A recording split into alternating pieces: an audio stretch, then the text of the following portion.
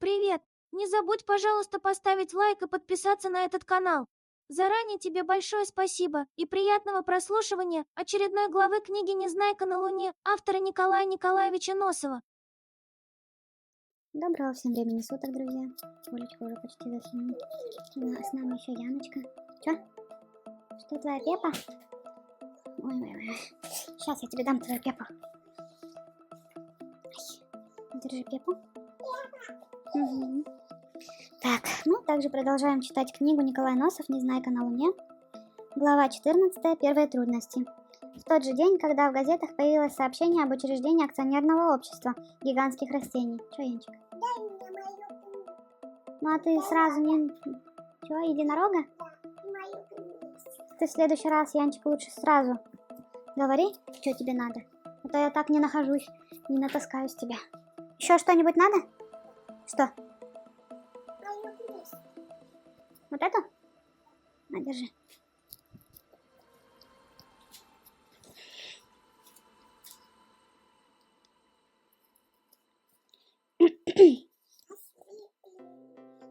В тот же день, когда в газетах появилось сообщение об учреждении акционерного общества гигантских растений, в городе Давилоне произошло очень важное событие, а именно, был ограблен банк, принадлежавший одной из крупнейших корпораций давилонских промышленников.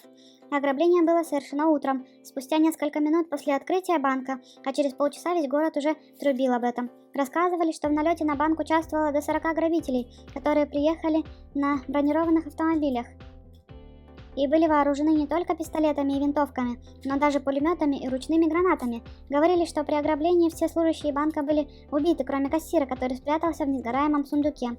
Во время перестрелки, которая завязалась между бандитами и полицейскими, несколько полицейских были укокошены, из бандитов же не пострадал никто, если не считать предводителя шайки, которому один из налетчиков отстрелил по ошибке ухо.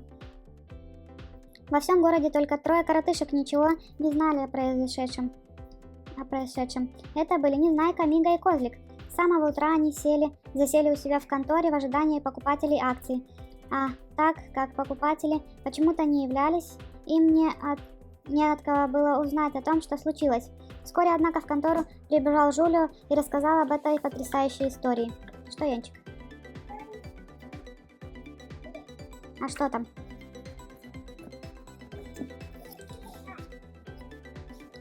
Вот это?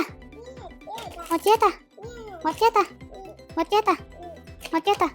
Вот это? Вот это? На. Вот это? Вот это? Вот это? Вот это? Вот это? Вот это? Вот это? На, сама возьми, что хочешь.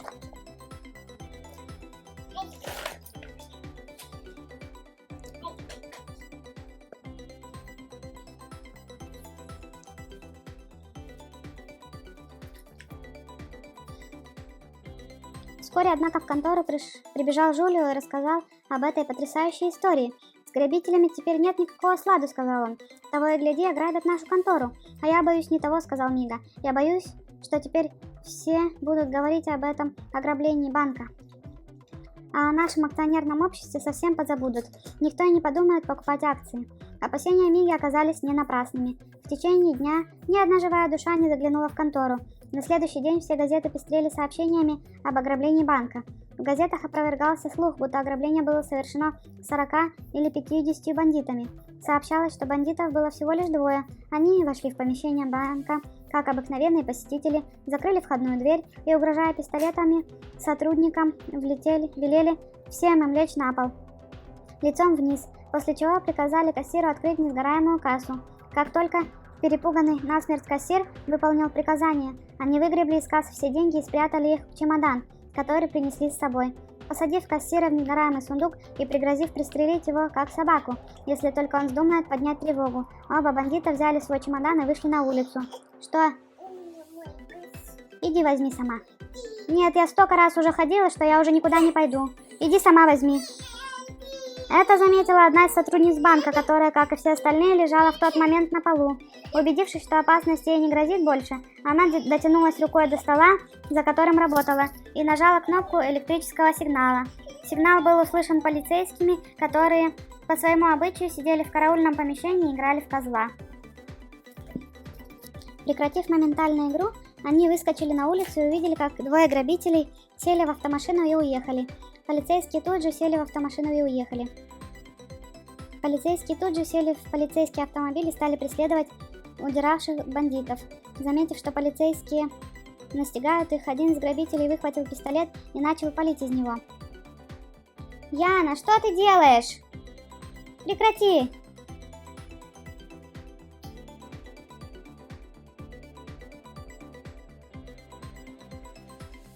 «Зачем ты рисуешь на своей коже ручкой? Еще не скоро тебя можно будет отмыть, только в пятницу, наверное».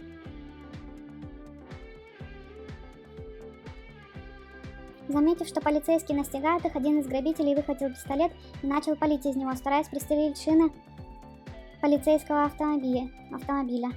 Это ему удалось. Шина на одном из передних колес лопнула.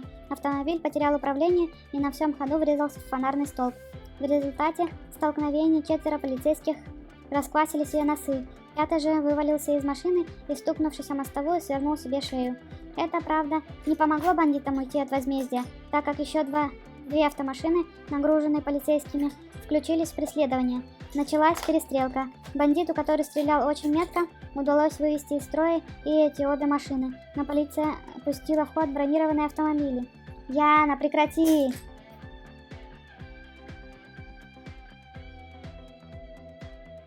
В конце концов бандиты были задержаны, но, ко всеобщему удивлению, у них вовсе не оказалось похищенных денег. Машина была тщательно обыскана, но чемодан с деньгами исчез, словно растаял в воздухе. Доставленные в полицейское управление грабители отрицали свою вину, утверждая, что никакого чемодана они не видели, никакого банка не грабили и не думали даже грабить. На вопрос полицейского комиссара Пшигля, зачем им понадобилось в таком случае стрелять по полицейским машинам, они сказали, будто не знали, что их преследуют полицейские, а наоборот думали, что за ними гонятся бандиты. Полицейский комиссар сказал, что все это увертки, так как отличить полицейского от бандита не так уж трудно. В ответ на это стрелявший из пистолета сказал, что теперешнего полицейского не отличишь от бандита, так как полицейские часто действуют заодно с бандитами. Бандиты же переодеваются в полицейскую форму, чтобы удобнее было грабить. В результате честному коротышке уже совершенно безразлично, кто перед ним, бандит или полицейский. О чем еще говорил полицейский комиссар Пшигль с задержанными, газеты умалчивали. Печаталось лишь, что похищенная из банка сумма очень велика и достигает 3,5 миллионов фертингов. Сообщалось также, что в результате столкновения с бандитами 7 полицейских получили различные повреждения.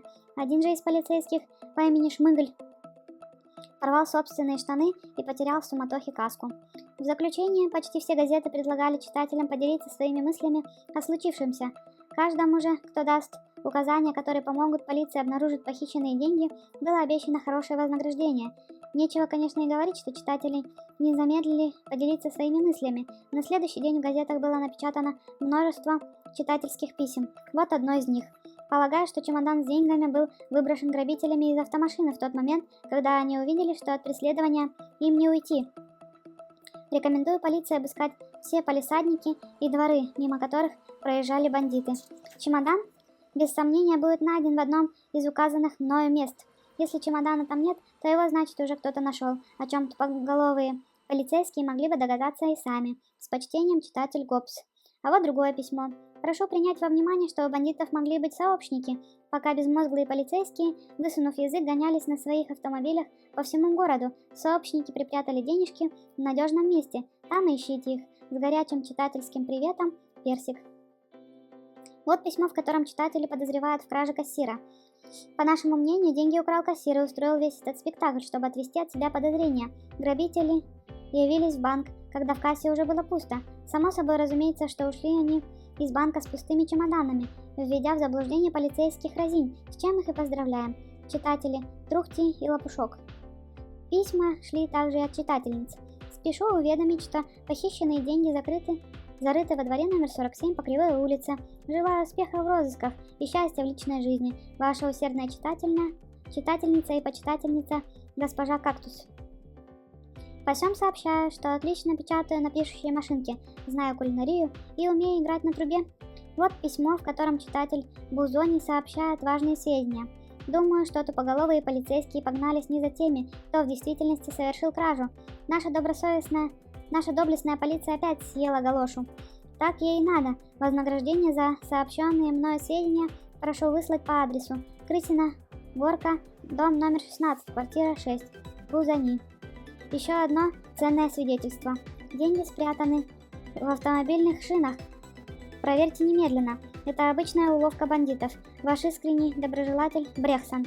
Было еще и такое письмо. Деньги стибзили сами полицейские, это говорю вам точно. Читатель Сардонапал. Сообщенные читателями сведения оказались весьма ценными для полиции, которая тут же приняла ряд необходимых мер. Во-первых, был арестован банковский кассир, хотя он клялся, что денег не похищал, полицейский комиссар Пшигель сказал, что оставит его под стражей, пока не отыщутся деньги. Во-вторых, были обшарены все палисадники и дворы по пути следования грабителей, но чемодан, как и следовало ожидать, обнаружен не был. В-третьих, двор дома номер 47 по Кривой улице был весь изрыт полицейскими. Результат оказался следующий. Чемодан найден не был. Был найден один дохлый кот. От смещения почвы рухнула стена дома. Нечего, конечно, и говорить, что полицейские прежде всего захотели проверить, не находятся ли действительно похищенные деньги в шинах автомобиля. Намерение это, однако, не могло быть осуществлено, потому что автомобиль, на котором удирали бандиты, бесследно исчез. Начались лихорадочные поиски пропавшего автомобиля, в который включилось чуть ли не все население Давилона. Как только на улице останавливался чей-нибудь автомобиль, к нему тотчас же бросался какой-нибудь коротышка и вспарывал шины ножом. Такие действия объяснялись тем, что никто не знал в точности, какой марки была разыскиваемая машина. В конце концов, все шины были порезаны, и автомобильное движение в городе прекратилось. Фирма, торгующая автомобильным бензином, терпела огромнейшие убытки. Однако, наибольшее внимание полиции привлекло письмо, в котором некий Сардонапал заявлял во всеуслышание, будто деньги похитили сами полицейские. Это заявление показалось полицейскому комиссару Пшиглю крайне оскорбительным, и он сказал, что не успокоится до тех пор, пока не засадит этого Сардонапала в кутузку.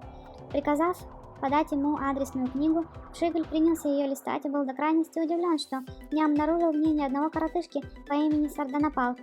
«Фамилия явно вымышлена», — сказал Пшигль, «но для полиции это не может служить препятствием». Явившись к редактору газеты, в которой было опубликовано это оскорбительное послание, Пшигль приказал предъявить подлинник письма, надеясь, что по штемпелю на конверте ему удастся установить, откуда письмо было послано. Письмо тут же нашли, но на его конверте не оказалось никакого штемпеля. Сотрудник, работавший в отделе писем, вспомнил, что письмо было получено не по почте. Его принес какой-то незнакомый субъект. На вопрос Пшигля, как выглядел этот субъект, сотрудник вспомнил лишь то, что он был лысый. «Ах, вот что!» — воскликнул Пшигль. «Так он, значит, был лысый? Для полиции этих сведений вполне достаточно. Не пройдет их 3 дней, как этот лысый будет у нас в руках». Начались поголовные аресты всех лысых. На улице очень часто можно было наблюдать, как полицейский подходил к ни в чем не повинному коротышке и, приказав снять шляпу, изо всех сил дергал за волосы. Если коротышка вопил от боли, полицейский отпускал его. Если же коротышка терпел боль молча, полицейский подозревал, что перед ним лысый, скрывший свою лысину под искусно сделанным париком, и отправлял его на допрос в полицию. В те дни полицейское управление работало с утра до ночи. Полицейский комиссар Пшигль с 4 своими помощниками, Диглем, Гиглем, Спиглем и Псиглем, непрерывно допрашивали прибывших со всех сторон городских лысых. Если несчастный лысенький коротышка не мог доказать, где он находился в момент ограбления банка, его тут же сажали в кутузку. Это было абсолютно ни с чем не сообразно, так как лысые подозревались вовсе не в ограблении банка, а лишь в том, что один из них написал это нелепое оскорбительное письмо. В эти дни началось несколько больших судебных процессов. Первый судебный процесс был затеян владельцем дома номер 47 по Кривой улице, господином Куксом. Господин Кукс обвинял свою квартирантку госпожу Кактус в том, что она нарочно придумала, будто чемодан с деньгами зарыт во дворе принадлежащего ему дома, в результате чего возникли раскопки, приведшие к обвалу стены, и что сделала госпожа Кактус, это якобы в отместку за то, что он берет с нее слишком большую квартирную плату. Госпожа Кактус пыталась доказать, что никакого письма она не писала, и в свою очередь возбудила судебный процесс против редактора, напечатавшего в своей газете письмо, к которому она не имела никакого отношения. Третий судебный процесс затеяли торговцы бензином, обвинившие фабриканта автомобильных шин Пудла в том, что он напечатал от имени коротышки Брехсона письмо, побудившее давилонцев, да и не одних давилонцев, портить друг другу автопокрышки. Тем самым фабрикант Пудл будто бы добился увеличения сбыта своей продукции, поскольку всем требовались новые шины, и нанес непоправимый ущерб торговцам бензином. Правда, бензинщикам не удалось заставить господина Пудла возместить понесенные ими убытки, так как выступивший на суде Брехсон засвидетельствовал, что никто не понуждал его посылать в газету письмо. Предположение же, что украденные в банке ценности спрятаны в шинах, он высказал лишь потому, что как раз перед этим смотрел по телевидению кинофильм о похождениях одной знаменитой воровской шайки, которая скрывала похищенные бриллианты в автомобильных покрышках. Нашлись, однако, свидетели, которые заявили, что Пудл и Брехсон были знакомы между собой, и их даже видели вместе в тот день, когда произошло ограбление банка. Дело таким образом на этом не кончилось, и было назначено новое судебное разбирательство. Обо всем этом печаталось в газетах, сообщалось по радио и телевидению. Публика ни о чем другом уже не могла ни думать, ни говорить, ни слушать. Все только и говорили, что об этих судебных процессах, об украденных деньгах, о пропавших чемоданах, о дохлых котах, о преследованиях, которым подвергались в городе лысые, и тому подобных вещах. О незнайке, о космическом корабле, о гигантских растениях теперь никто даже не вспоминал. Все это вытеснилось из памяти коротышек более новыми, свежими, животрепещущими событиями. Видя, что никто не является в их контору для покупки акций, Мига страшно расстраивался и говорил, что если так пойдет дальше, то их акционерное общество лопнет, и все они останутся нищими. «Что ж, это вполне может случиться», — подтвердил Жулио. «Недавно в газете писали, что у нас чуть ли не ежедневно лопается какое-нибудь акционерное общество». «А как они лопаются?» — заинтересовался Незнайка. «Ну, бывает, задумают какие-нибудь деловые коротышки организовать доходное предприятие, выпустят акции, чтобы собрать капитал, затратят денежки, а акции у них никто покупать не станет. В таких случаях говорят, что их общество лопнуло или вылетело в трубу. На самом деле никто, конечно, не лопается, это просто фигуральное выражение, которое обозначает, что общество погибло, прекратило существование, лопнуло, как мыльный пузырь», — объяснил Жулио. А то бывает, соберется какая-нибудь шайка мошенников», — сказал Козлик.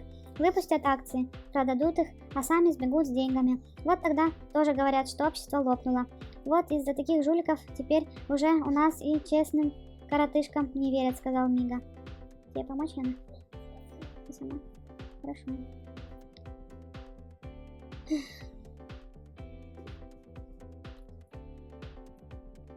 «Вот из-за таких жуликов теперь уже у нас и честным коротышкам не верят», — сказал Мига.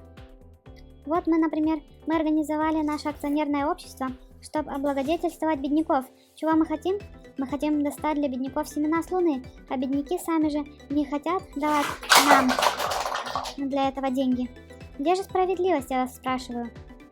«Но может быть у бедняков нет денег?» — высказал предположение Незнайка. «Нет денег. Так пусть достанут», — презрительно фыркнул Мига. «Конечно, у бедняков денег нет. То есть у них нет больших денег, хочу я сказать. Если у них и есть, то какие-нибудь жалкие гроши. Но бедняков-то ведь много. Если каждый бедняк наскребет хоть небольшую сумму, да принесет нам, то у нас соберется порядочный капиталец, и мы сможем хорошо поднажиться. То есть, мы сможем не поднажиться, а достать семена гигантских растений. Для такого дела нельзя скупиться, ведь кому это выгодно? Это выгодно самим беднякам. Если каждый бедняк вырастет у себя на огороде огурец величиной вот хотя бы с козлика или арбуз величиной с двухэтажный дом, кому от этого выгода? Мне, тебе, козлику? Это выгодно в первую очередь самому бедняку.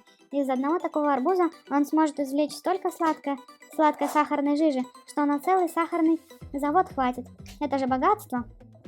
У нас каждый бедняк богачом станет, и начнется тогда благодать. «Вот ты и скажи об этом самим беднякам», — проворчал Жулио. «Мы-то ведь и без тебя понимаем». «Это замечание верное. Мы мало уделяем внимания рекламе», — согласился Мига. «Если мы хотим, чтобы акции продавались, то должны рекламировать их». После этого разговора Мига принялся бегать по городу и устраивать в газеты рекламные объявления. В этих объявлениях каждому коротышке, который приобретет хоть одну акцию, сулились огромные барыши. Кроме того, Мига договорился с рекламной мастерской, и художники этой мастерской нарисовали огромный плакат, который был установлен на одной из самых больших площадей Вавилона. На этом плакате был изображен Незнайка в скафандре, и было написано огромными буквами: «Жалеть не будут коротышки и не потратят деньги зря, коль будут покупать акции общества гигантских растений по одному фертингу штука». Ну вот и все. Глава 14 закончилась. Спасибо, что слушаете нас, ставьте лайки. Да, вам Яна говорит пока. Спасибо тебе за просмотр до самого конца. Мне очень приятно. Не забудь поставить лайк и подписаться на этот канал, чтобы не пропустить следующие выпуски книги «Незнайка на Луне» автора Николая Николаевича Носова.